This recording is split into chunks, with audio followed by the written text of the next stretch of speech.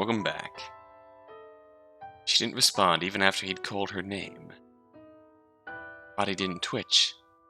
A single streak of dark red blood adorned her pale face. That blood had long since gone dry. Watase ran over to her.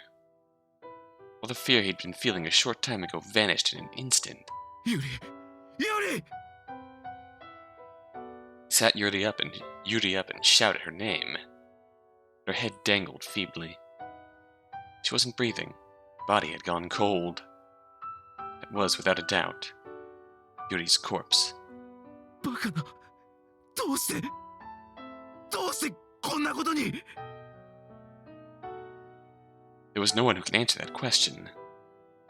Watase instinctively held Yuri's ice-cold body close to his chest. At that moment, memories of her passed through his head. 止まるな。彼女を助けろ。 He'd heard that voice in his head when he'd first seen her. At that moment that Watase had decided to do everything he could to protect her. それで、そっちのお嬢ちゃんの名前は？ She was wary of him at first, preventing them from reaching a mutual understanding. Despite that, she started opening her heart to him little by little. Watase acted all in accordance with his desire to keep her safe.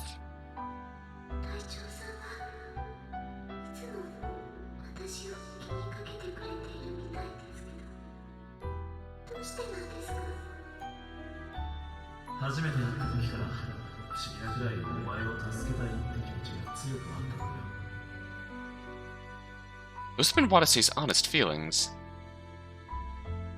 Thus, when the factory's ceiling collapsed, Watase acted without a moment's hesitation. Yuri, 安心しろ。絶対にお前を助けてやるからな。 Kept trying to protect her no matter what was thrown his way. Tried to escape the facility so he could get her out to safety. But she'd run away. And Watase had let her out of his sight because of some incomprehensible fear he'd felt for her. And now he'd finally found her again. Only to discover that the Yuri he'd last seen was gone forever. Why? Just when she'd finally started opening up to me a little. Fierce regret raged within him. Sorrow then filled his heart. The sound of a watch's hands ticking filled the otherwise silent room. Thus, before she could ever tell Watase about anything about what she'd meant back then, the source of his fear for her, and what she'd been feeling about him the whole time, Yuri had fallen into eternal silence. What? Watase was in a daze for a while. He had no clue how long he'd been like that. Soon enough. おい、お前、しっかりしろ。いつまで呆然としてるんだ。早くみんなのところに行け。 Alright, well. Thank you, voice in my head. Watase finally came back to his senses after hearing the now familiar auditory hallucination. He realized he'd been strolling like a zombie through the inner ring's hallway without ever being aware of it. He turned around and saw the door to the stairwell behind him. That's right, I have to tell everyone what happened. No matter how painful that may be. Watase mustered his nearly torn heart and headed for the factory. When he got there, he found Jun, Anna, and Ukita. 隊長、どうしたの？そんな青白い顔して。 Everyone ran up to him. Ukita looked at his watch and spoke. ずいぶん時間がかかったな。何かあったのかね？ Watase answered in a shaky voice. みんな、落ち着いて聞いてくれ。ユーリが死んでる。何？ Everyone's eyes widened. バカな。彼女が死んでるだと？事故？他殺？わからん。だが本当だ。あの子の死体を見つけたんだ。どこで見つけたの？来てくれ。こっちだ。Watase took the others with him and headed back to the stairwell in the inner ring. ここだ。Watase stopped in front of the stairwell. His companions all gulped. ここにユリさんが。開けるぞ。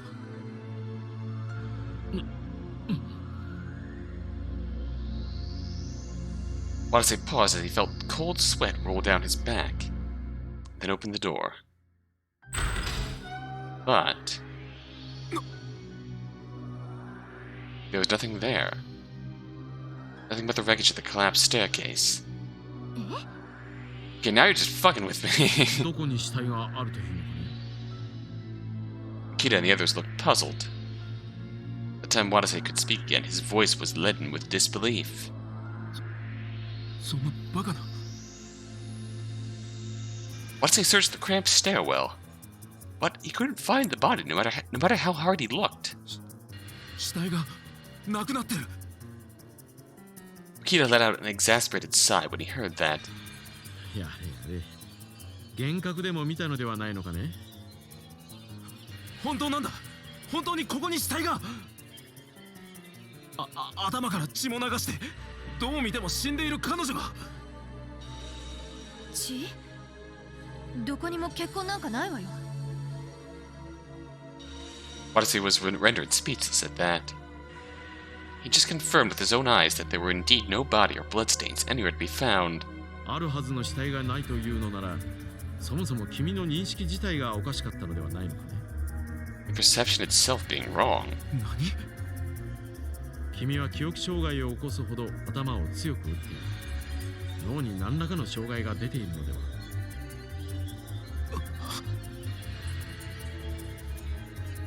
Watase felt shivers down his spine. Akida's theory made total sense. Did that mean that the auditory hallucinations he'd been hearing for the past few hours, and his constant headaches and nausea, were the result of brain damage? To make matters worse, he'd also been suffering from radiation damage on top of that. My brain? It damaged past the point of no return? Watase desperately tried to find another plausible explanation for everything, but can't think of anything. In the first place, he didn't even have any clue why he had amnesia to begin with. What had happened before he lost his memories? Meaning that thinking about his condition wouldn't help at all. Shit. If only I could remember what the situation just before I lost my memories was like.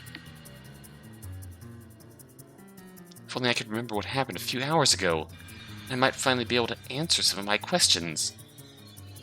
Like the truth behind my condition and what's been happening in this facility today. Felt like he was totally lacking in the knowledge he needed to understand all that. Just then, Ukida's voice interrupted his thoughts. 聞いているのかね、隊長さん。 Watase gritted his teeth and mustered a response. いや、ちょっと待ってくれ。やっぱりこんなの納得できん。納得できないだと？有利の死体に見えたが、彼女は生きていたのかもしれない。きっとあの後、息を吹き返し、どこかに行ってしまったんだ。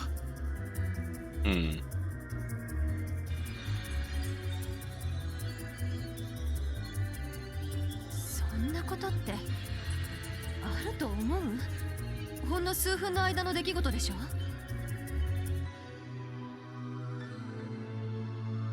いいからみんなで手分けして探そう。森部と俺は地下1階を、先生たちは地下2階を頼む。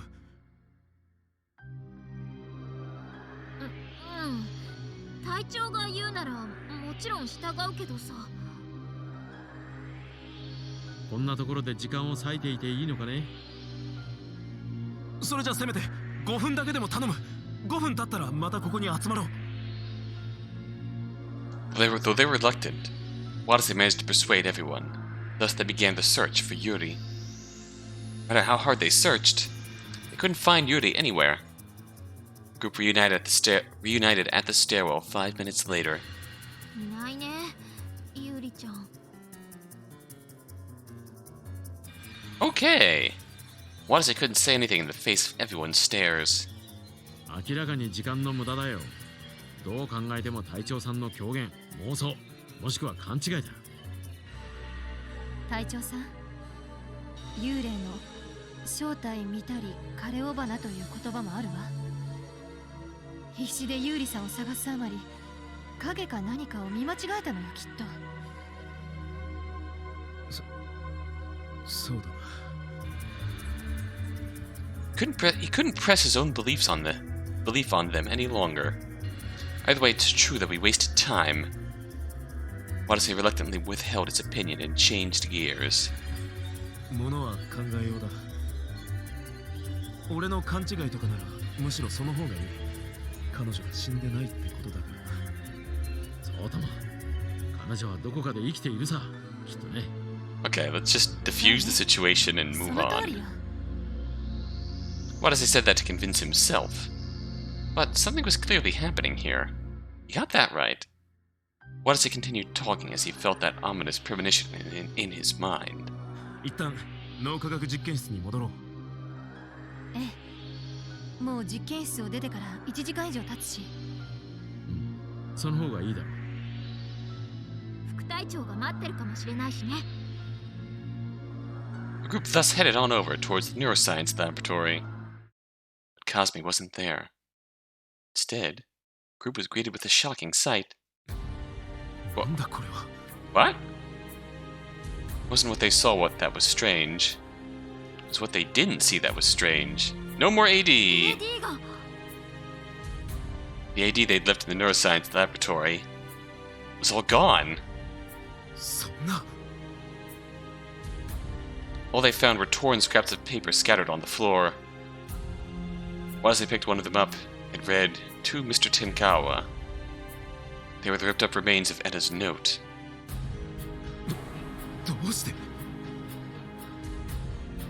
Everyone was frozen in shock. まずいよ。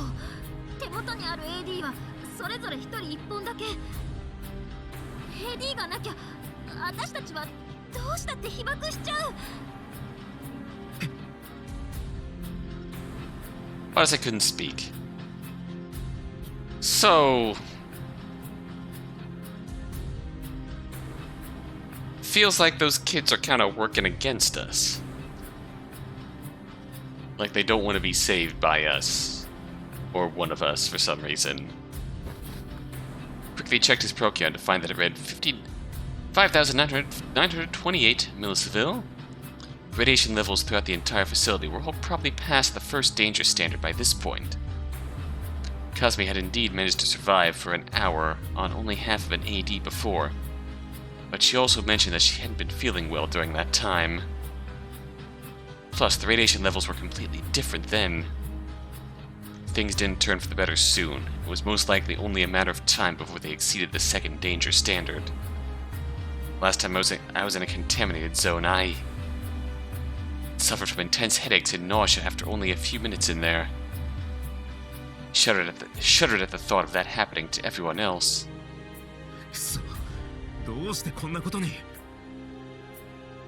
Bizarre events just kept happening one after the other.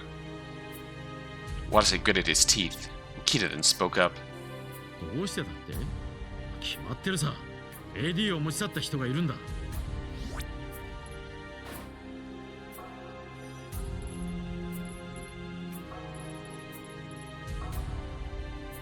そうだよ。そして犯人はきっと私たちの中に。I disagree. Jun scanned the others with a sharp look in her eye. ちょっと待て森部。お前、自分が何を言ってるのか分かってるのか。だってそうとしか考えられないじゃない。このラボにいるのは私たちと夏彦くんたちだけなんだよ。でも私には夏彦くんたちが無断で AD を持ち去ったとは思えないよ。あの子たちがいい子なのは知ってるし、置き手紙も破られてんじゃん。I'm sorry, Jun, but I think you're wrong. だったら私たちの中に犯人がいるって考えるのが当然でしょ。ねえ、単独行動をとっていたのは誰？みんなアリバイ証明できる？ Watase was dumbfounded at the fierce look Jun was giving them all. Just then, Anna sighed and spoke. 確かに私たちにはアリバイがないわね。先生。隊長さんも私も浮田さんも一人で行動していた時間帯がある。でもね、アリバイがないのはあなたも同じよ、森部さん。Anna gave Jun a pointed glare. 負傷してから再び私たちの前に姿を現すまであなたが何をしていたか証明できる人はいないでしょ。何言ってんの？私があの部屋で休んでたのは椿山さんも知ってるじゃん。すぐに回復したとしたら、そもそも怪しいと叫ぶ人こそむしろ怪しいのではないかしら。We have our own suspicions about Anna, but she is making good points. Is she making good points out of purely logic, or does she have a motive for that? はあ？何それ？まさか私が AD を隠したとでも言いたいの？その可能性も否めないわ。ふざけんな！ Oh boy. Anna trembled in the face of Jun's mad roar. そんなことして私に何のメリットがあるってのさ。私はレスキュー隊員なんだよ。給料安いわ、仕事はきついわ。その上世間の脚光も大して浴びることもないこの仕事をさ、なんで私らがやってると思う？人を助けたいからだよ。出場かかるたびに地獄に飛び込んで何度も死ぬような目にあって、それでも人の命救いたくてこの仕事やってんだ。Even if Anna was making fair points, that's a counter argument you can't argue with. 私にシリウスの森部純に向かってあんたが AD を隠したんでしょったバカにするのも大概にしろってんだよ。 Jun gave Anna the deadliest glare she could, then started panting heavily when she finished talking. Tears were pouring down her cheeks. Anna was absolutely speechless. She looked away in regret. ごめんなさい。あなたもその仕事に命を懸けてるってわけね。そうだよ。いつだってそうあろうと思ってんだよ。 It's just Jun said that in a shaky voice. だが、レスキュー隊の全員がそう思っているかどうかはわからない。 Oh, Kita. Kita interjected. You're gonna accuse me again, aren't you? おっさん。職業倫理と個人的思想は必ずしも一致しない。職責より個人の主義主張を貫くことを良しとする者もいる。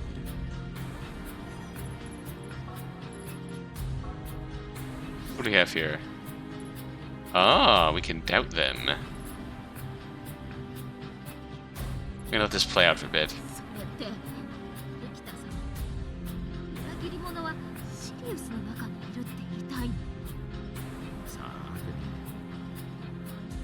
あんた先週私たちに救助されたばっかでしょ。よくそんな口が聞けるね。いやいや、待ちたまえ。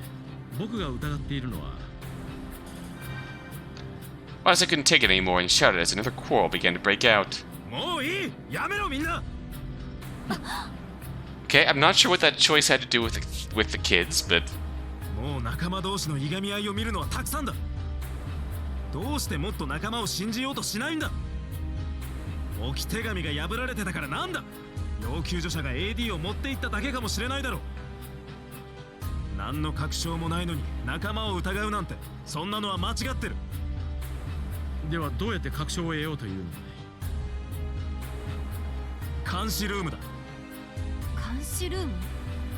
監視ルームで橘がカメラを確認している。それに何か映ってるかもしれない。 good point. Cosme had told him she'd go to the neuroscience laboratory once she'd healed up. The fact she wasn't there meant she was probably still recovering. しかし監視カメラはほとんど壊れていたがね。ほとんどだろってことは全部じゃない。だったら確かめてみる価値はあるはずだ。ここで罵り合ってるよりその方がずっとマシだ。 Good man.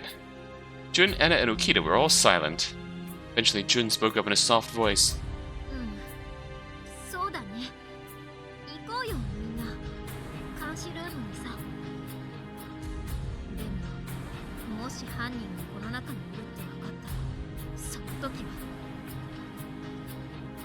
Jun surveyed the others with a fierce glare. いや、そんなことはありえない。俺たちの中に犯人なんていやしない。仲間を信じるための証拠を見つけに行くんだ。The group then hurried on over to the surveillance room. Watase suddenly felt an unpleasant sensation in his skin as he ran on over to the surveillance room. Just like the time he'd been in a contaminated zone. Watase checked his watch, then realized that it was already past time for them to take their AD. しまった。みんな AD を投与しろ。分かったよ。 The group then administered themselves with AD. Now they had none left at all. AD が切れた途端、肌に痛みを感じたわ。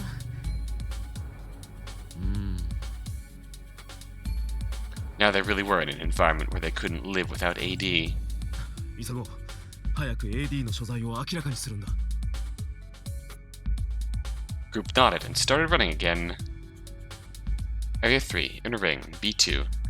The group were now right outside the surveillance room. Watase moved to open the door, but then... やめて。聞きたくない。 heard a voice from inside. 今の声は立花か。 Just then she started talking again. どうしてあなたがそれを知っている？え？本当に？ Couldn't hear the voice behind the door all that well, but it seemed like she was talking to someone. 隊長、ぼーっとしてないで扉を開けてよ。ああ。 Watase restrained his confusion and opened the door. 待って。 Kasumi shouted at the same time Watase opened the door. Then looked at the group and her face froze over. 隊長、それに皆さんも。立花、一人か。 Kasumi was the only one in the surveillance room. そうですけど、誰かいるように見えますか？見えないけど。俺はてっきりお前が誰かと言い争っているかと思ったんだが。それは That was what? 無線です。 Okay. はい、先ほど一瞬地上の誰かとつながって、しかしすぐ途切れてしまいました。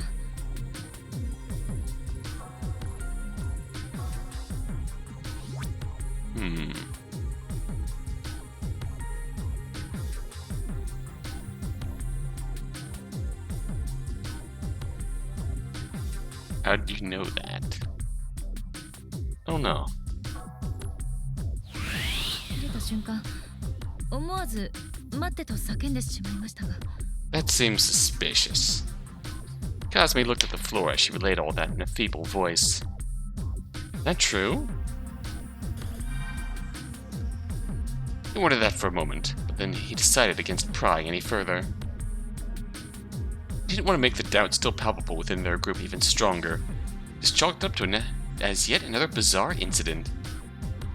Watase then moved on to the pressing issue at hand. 立花、これは念のために聞くんだが、お前 AD をこっちに持ってきたりしてないよな。え？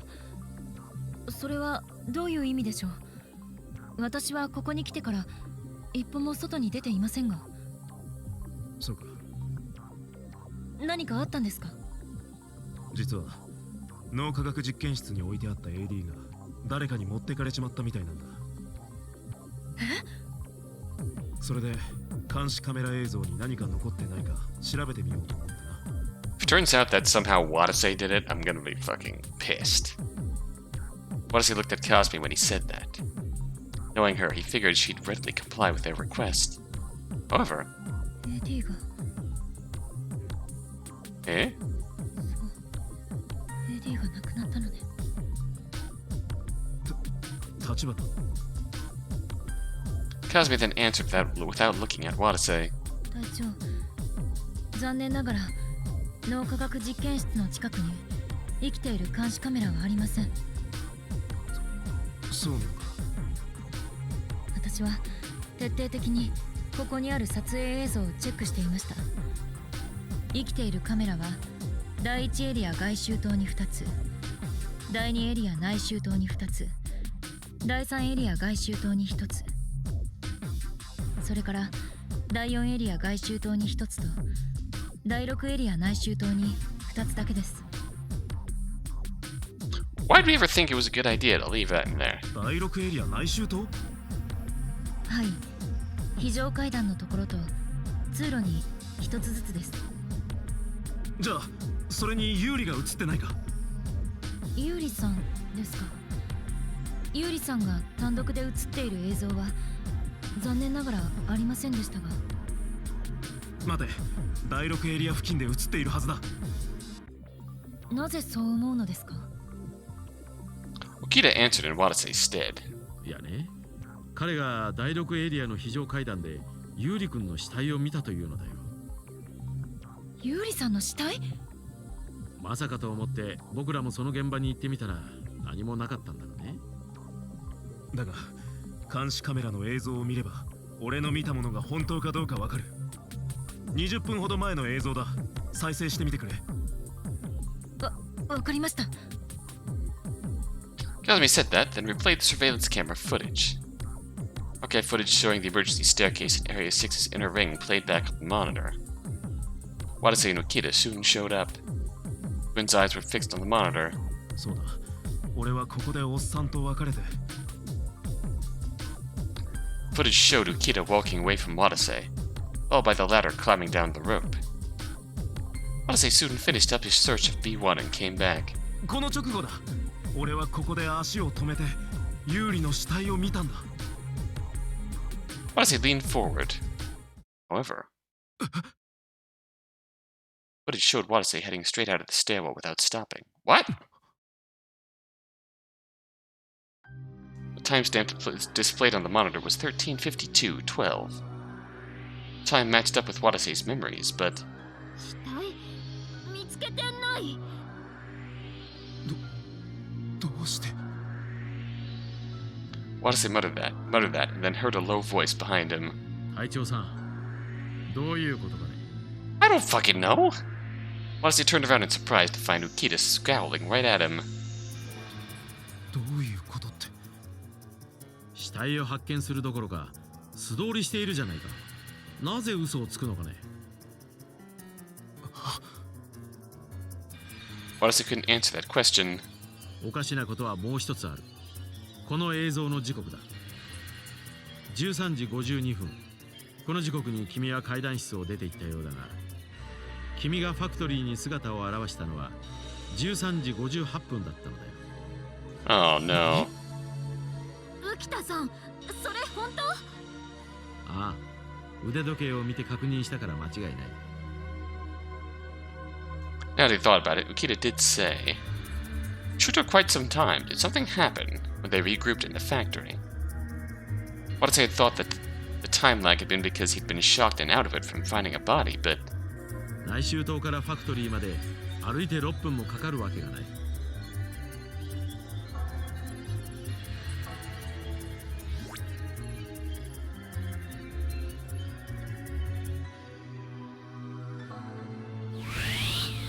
空白の6分間、君はどこで何をしていたのかね。いや、あの時は死体を見た直後で動転していて、はっと気づくと内周島の廊下を歩いていたが、どこで何をしていたのかまでは。だがその事実はなかった。そもそも死体なんて映像に映っていないじゃないか。違う。俺は確かにあの時。yes, confidence. The memory of finding Yuri's body was still crystal clear at Watase's mind. But his subjective memory had been smashed into pieces by Okita's rebuttal, and the objective video footage. どういうことなの、隊長？ I don't know. どういうことだって？そんなものは決まってるさ。彼は嘘をついていたんだよ。嘘ですって。ああ、ありもしない死体を見たなどと言って、それを言い訳にファクトリーに来るのを遅らせたんだ。そしてその隙にこっそり AD を盗みに行ったん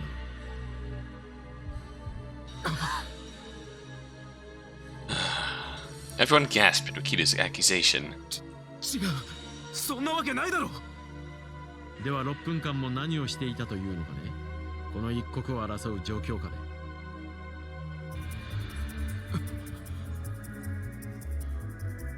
Watase instinctively fell quiet, overwhelmed by confusion. どうしたの隊長。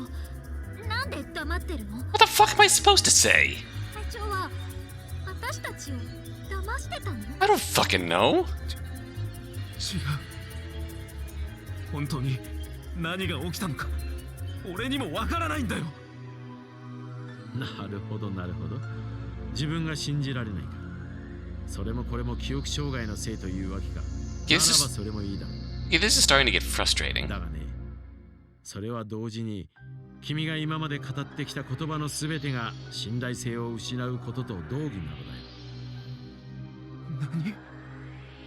先ほど AD が亡くなっていさかいが起きた時、君は僕らを戒めたね。自分は犯人じゃないという顔をして。だがありもしない死体を、幻覚を見るような人間の言うことをどうやって信じろというのだね。君が AD をどこかに隠してそれを忘れているだけかもしれないじゃないか。バカな、そんなことあるわけがない。俺は正気だ。正気？ならば君は嘘つきということになる。死体はなかったし AD も君が盗んだんだろう。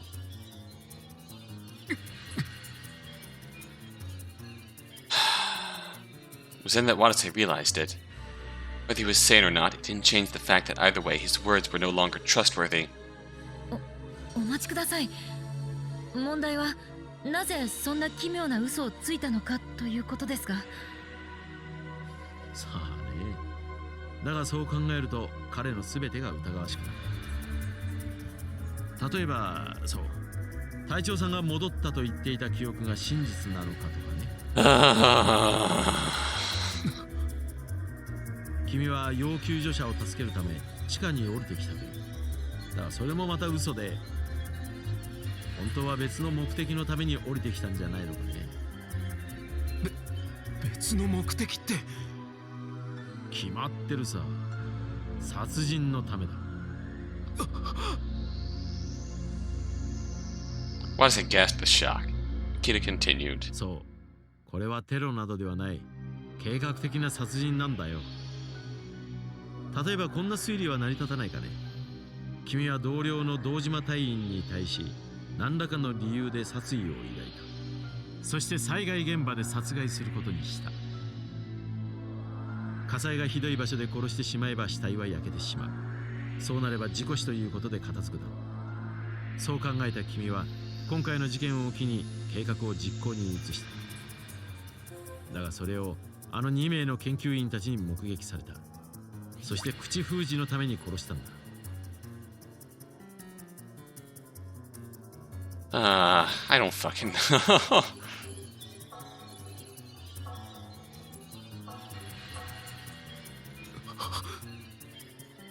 檜山隊員は辛くも逃げ出したが、結局火に巻かれて死んでしまった。ことによればユーリ君も、そしてリフトのところで死んでいたあの子も目撃者なのかもしれない。ああ、そうだ。君が会うたびに逃げられてる三宮君も目撃者の一人かもね。やめろ、そんなのデタラメだ。俺がそんなことをするわけないだろ。したという保証はない。だがしなかったという保証も一切ない。そのことは君自身が重々承知しているんじゃないのかね。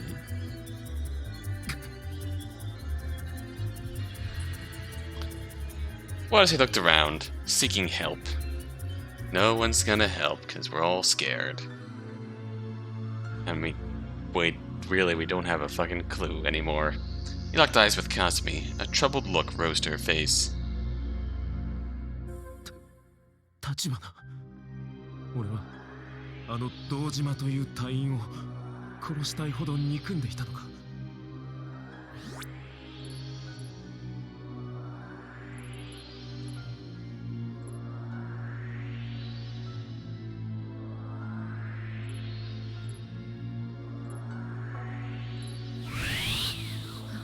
わかりません。わからないって、そんな素振りがあったかどうかくらい。わからないんですよ、本当に。だって隊長はご自分のことを何も話してくださらないから。Eh? Kasumi looked at Watase with sad eyes. 自分のことを話さない。記憶喪失になる前のあなたは人と距離を置き、自分が何を考えているのか誰にも語ろうとしなかったんです。私にも。Kasumi said that in a pained voice. Jun then spoke up. そういえば私も隊長のプライベートって何も知らない。 Oh boy. 仕事のつながりしかない。 Now I'm wondering what if we really are secret agent kill man. And we're just being mind controlled, VC'd into doing things that aren't secret agent kill man things. Watase was astounded. He thought that Kasumi and Jun would trust him just as he trusted them. But they didn't trust not only the Watase without his memories, but even the him from when he had his memories. This isn't happening. Watase's feet started shaking. Jun glared at him and spoke. 隊長、私たちには本当のこと言って。本当は何が目的で地下に降りてきたの？隊長が持ち場から離れるなんて本来なら絶対ありえないんだよ。ねえ、教えてよ。隊長は人の命を救うためにここに来たんじゃないの？もしそうじゃなかったとしたら、私絶対隊長を許せないよ。 Anger was slowly building in Jun's eyes. No, it wasn't as simple as anger. It was the intent to kill. Jun glared at Watase with bloodthirsty eyes.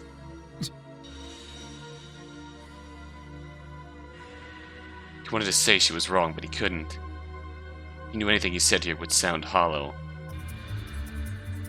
Yet he tried to say something, but just then... 待ちなさい、二人とも。 Oh?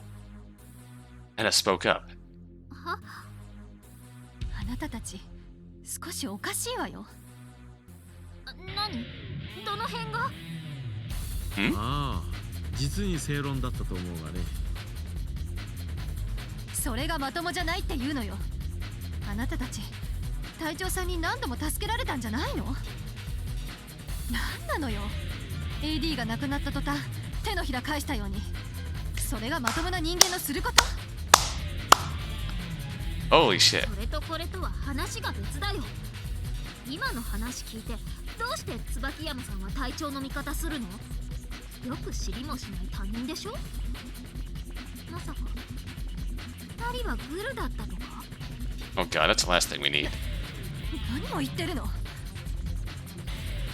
That sudden accusation left Anna with a confused look on her face. But Okita kept up the assault before she had the time to counter. Oh, great. そうか、なるほど。道理で行動がおかしいと思ったら。ようやく分かったぞ。君たちは二人だけで助かろうというつもりなんだな。And why would we have killed you already? AD を隠したのは君たちか。二人で AD を独占しているんだ。Okita and Jun were glaring at Watase and Anna. It was then that Watase finally realized it. Their eyes were full of madness. This isn't good. They really are out of their minds. Now they thought about it, there were numerous factors that could be behind it. Their hours of built-up fatigue, multiple strange happenings in this place, the feeling of entrapment from being stuck down here, despair at not finding an exit, the fear from finding all those bodies. Then, the loss of the AD had driven the final nail in the coffin. That one act had dramatically shortened the group's lifespan. It's impossible to expect anyone to remain sane in these circumstances. Okita and Jun prowled towards them. Oh boy, just then a voice echoed in Watase's head. 危険だ。先生を連れて逃げろ。 Watase came back to his senses and took Anna by the arm. At that moment, 逃げるつもり？いかん、取り押さえろ。 Jun and Okita sprung at them. Watase and Anna barely managed to dodge them in time. Jun and Okita slammed into the monitors. They quickly turned around and glared at Watase and Anna. Watase instinctively looked away, only for his eyes to turn to Kazumi. Kazumi was looking towards the exit. He then gave Watase a glance as if to say, "Run." 先生、逃げるぞ。 Watase took Anna's arm and ran out of the room. Well, fuck. Now what? 見失ったか。行ったみたいだな。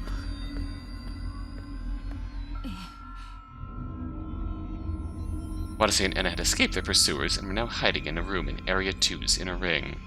急に怖い雰囲気になってきたわね。無理もない。急に死が目の前に迫ってきたんだ。怒りと焦りで錯乱するのもわかるさ。そうね。でも本当に危なかったわ。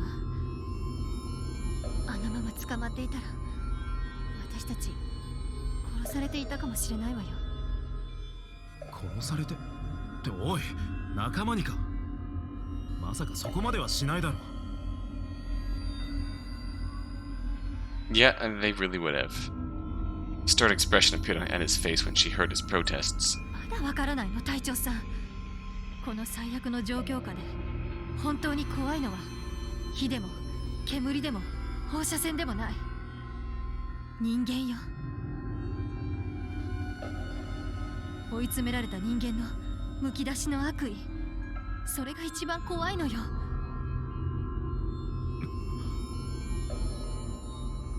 Watase gasped. He thought their only hope in this death-ridden facility had been the human will to survive. Now that things had gone to hell, it was likely the other way around. What happens when the human will to survive transcends human morals? It's become the will to survive, even at the cost of killing others.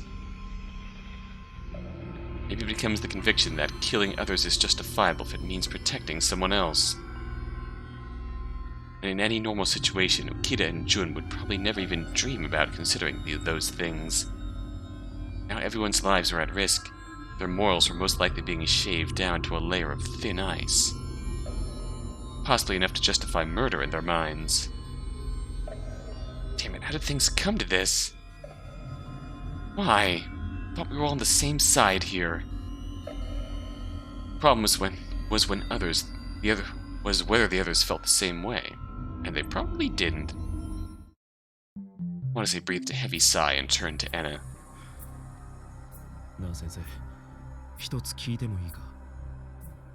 何？どうして先生はさっき俺をかばったんだ。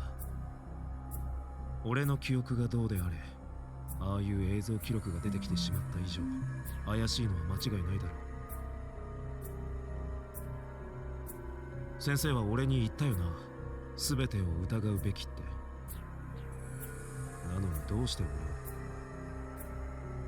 Faced with the others having seemingly gone mad, and beginning to doubt even his own memories, Watase wondered what Anna was truly after. Anna then spoke in a somewhat hesitant voice. 私もあなたの真意が知りたいからよ。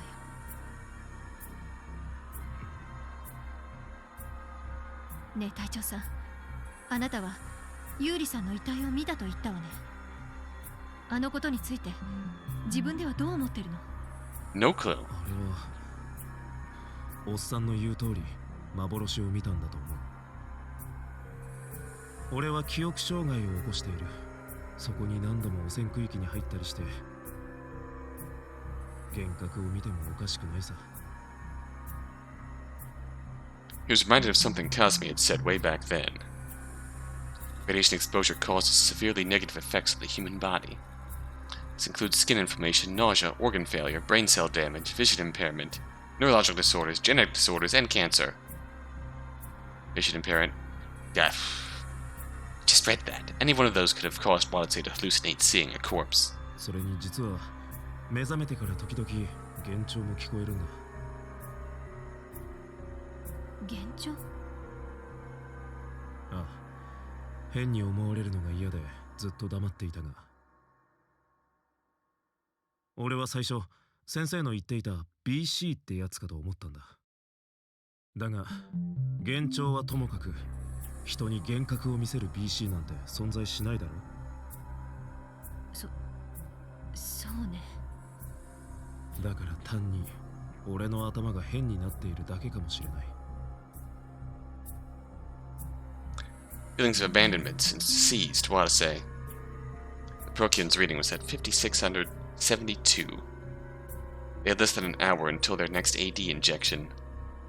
At this radiation level, they'd instantly show life-threatening symptoms of radiation exposure once their AD wore off. だいたい考えてみりゃ、数値が常に第一危険基準値を超えるようになってから随分経つ。AD でも被爆を防げるかどうかわからない線量の中に何時間もいるんだ。幻覚が見えるわけだぜ。Watase shuddered, and then quietly spoke up. 確か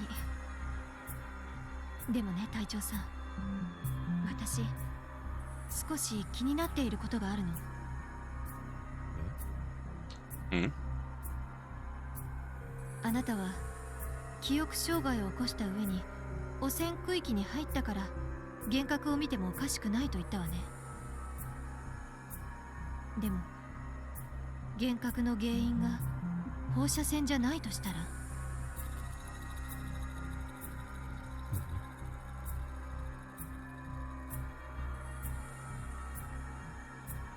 以前何かで読んだことがあるのよ。確かに放射線で視覚障害は起きるけど、それは視界混濁や視野狭窄であって、見えないものが見えるなんて話は聞いたことがないわ。じゃあ俺の幻覚の原因は？心当たりはない？ない。And his words only served to confuse Watase further. And that's really been the story of everything that's happened since our exit attempt failed. We've learned lots of things, but it's only confused us further, and it feels like we're no closer to actually getting any answers here. It is getting a little frustrating. だが脳細胞損傷や神経障害が起きているのかもしれん。 I suppose, on one hand, it is getting frustrating, but on the other hand, I suppose we have been building to this explosion for some time now. 脳や神経をやられたら、それはそれで幻覚を見ちまうんじゃないのか。そうね。でももう一つ気になることがあるの。隊長さん、これ見てくれる？ Anna took out her PDA, then fiddled around with it, causing words to appear on the screen. なんだこれ。覚えてる？前に私一人で脳科学実験室を探ってて、浮田さんに怒られたことがあったでしょ。ああ、確かそんなことだ。実はあの時、私いけないことをしていたの。脳科学実験室のパソコンから自分の PDA にデータをコピーしていたのよ。Whoa! なんでそんなことを？あの時点で私はすでにこの事故が普通の事故じゃないと思っていたのよ。 Damn, 唾液が9時間も開かないなんてどう考えてもおかしいじゃない。何か他に原因があるんじゃないかって。確かに。でもパソコンの中のデータは全て暗号化されていた。 damn. とりあえず自力で複合してみたんだけど、ほとんどのデータは壊れてしまったわ。Watase remembered that Anna had indeed been fiddling around with her PDA from time to time in the last few hours for some reason. あれは地図を確認してたんじゃなくて複合作業をしていたのか。ええ。それでいくつかギリギリ読めそうなデータを発見したの。 Okay. Anna then handed her over her PDA to Watase. On screen was what appeared to be sentences from a report of sorts. Care and specification alteration proposal. Then Kashiwagi. On 2021, subject N attempted to escape. As you already know, At the same time, this chance to reevaluate the danger of blank. Researchers took this chance. BC. Communicator. Bleh. Targeted. Their brain. Something. Researcher. Direct contact. Subject N. Subject N attempted to escape. Paradoxically, when just by at subject N, run.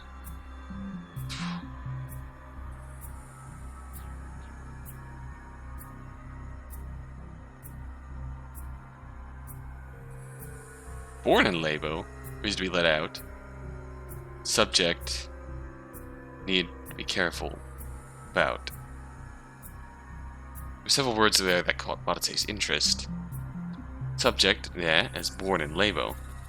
Subject, in spite of that. 全然わからん。なんだこれ。何の話をしてるんだ。A subject N that's being studied in Area N? そうね。ケース N の仕様変更倫理書のようだけど、この調子でろくに読めない文章が永遠と続くわ。他のデータも全部そう。なので手持ちのツールで何度も出てくる文字列を抜き出してみると、いくつか妙な単語が浮かび上がってきたの。本当に見てほしいのはこっちよ。ね、意味わかる？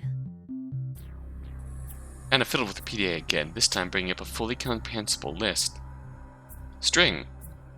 Case N, 22 hits. Area N, 21 hits. Meltdown, 20 hits. Subject, test subject, NBC. WX particle, particle amplifier. Subject N. Brain dysfunction. Gene malfunction. Area 0. WX particle proliferation. Subject Y. Subject Y2. IGF2R gene abnormality type S. Subject A. Watase felt chills run down his spine with each phrase he saw. There were multiple unknown phrases in that mix. He felt a strange yet severe sense of discomfort. But soon cast aside for another emotion. 被験体 N IGF2R 遺伝子。 His heart shook from those phrases. He could feel a pitch-black emotion, a mix of fear, anger, and hatred, welling up from the bottom of his heart like a geyser. 隊長さん、何か見覚えが？ They did seem familiar to him. A second later. Uh-oh. A violent headache tore through him. It was as if his brain was refusing to let him remember. He still tried to search through his brain in spite of the pain, but no relevant memories would come to him. いや、覚えがない。そう。 Anna let out a truly disappointed sigh. 先生は何か心当たりがあるか？私もないわ。ただ、なんだか気になって。脳機能障害という単語があったから、あなたの記憶障害や幻覚に関係しているのかとちょっと思ったんだけど。そうか。でも何も思い出せない。やっぱり幻覚も幻聴も俺の脳に異常が出ているせいだと思う。Ah, of course we don't remember. 記憶喪失もすべて。It did seem like the cause of Watase's frequent headaches and memory problems really did lie in his brain. だとしたら、俺自身気づいていないが、AD を盗んだのかもしれない。自分一人だけ生き残ればいいという考えが自分の中にないと言い切れない。Watase suddenly began to get scared. Very scared. Perhaps there was a wicked side to him that he was not aware of, one that was deciding all his actions on its own and driving everyone to their deaths. The thought was much more frightening than the prospect of his own death. But Anna spoke to Watase with a kind voice when she saw him trembling. しっかりして、隊長さん。あなたはそんな人じゃないわ。あなたは確かに疑わしいわ。監視カメラの一件にしても、記憶喪失の件にしてもね。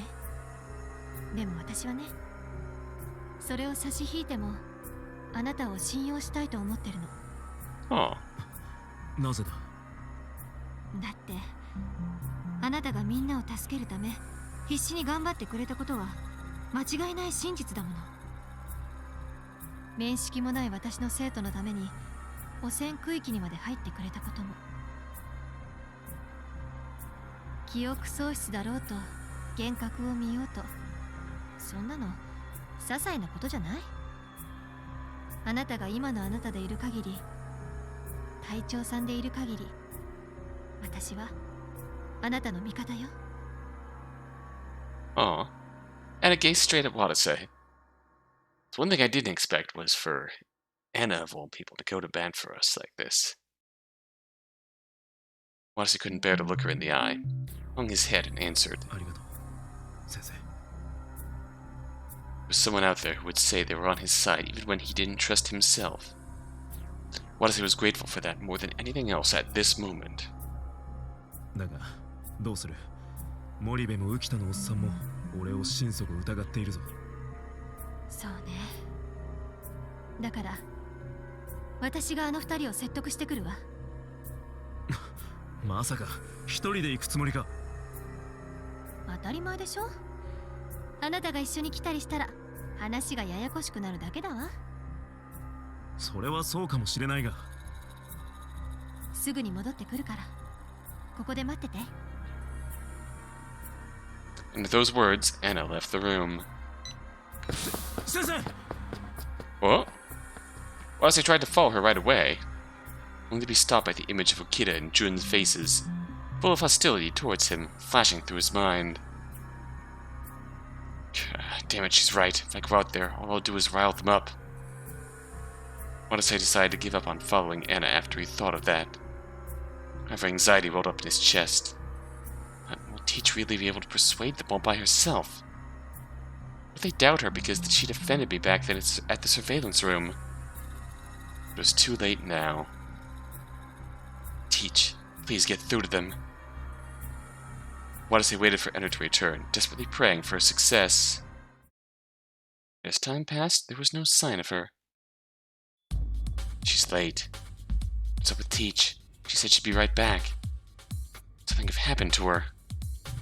Don't tell me she failed to persuade them and she got... The thought ignited the anxiety that had been smoldering inside of him up until now. Damn it. No, I never should have let Teach go alone. Having finally reached the limit of his patience, Watase went running out of the office. There was no trace of anyone in the hallways. In fact, it was so quiet that it sent shivers down Watase's spine. He began shouting at the top of his lungs without any regard for his current plight. 先生、どこにいる？聞こえていたら返事をしてくれ。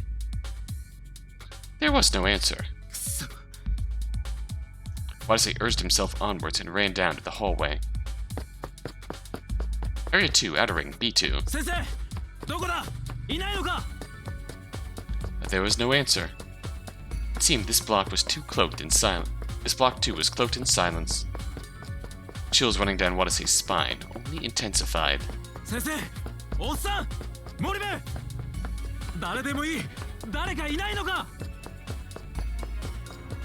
Bad feeling he had only got worse. Wanted to make sure Anna was safe as soon as possible, even if it meant getting caught. Where is she? Where did Teach go? Watase went recklessly running around Labo. Soon found himself stopping near a connecting passageway.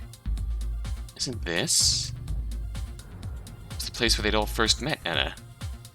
There was a corner up ahead. That's right, we found Teach right after we rounded that corner. Oh, they have a full gun now. It's a memory of only a few hours ago, but one that made him even more anxious for some reason. His mouth was parched. Watase gulped deeply, then slowly headed down the passageway. Then peeked around the corner. Watase's eyes went wide. Anna was lying on the ground right there. 先生。 Watase ran over to her and frantically helped her up. When he did... Anna's head dangled limply.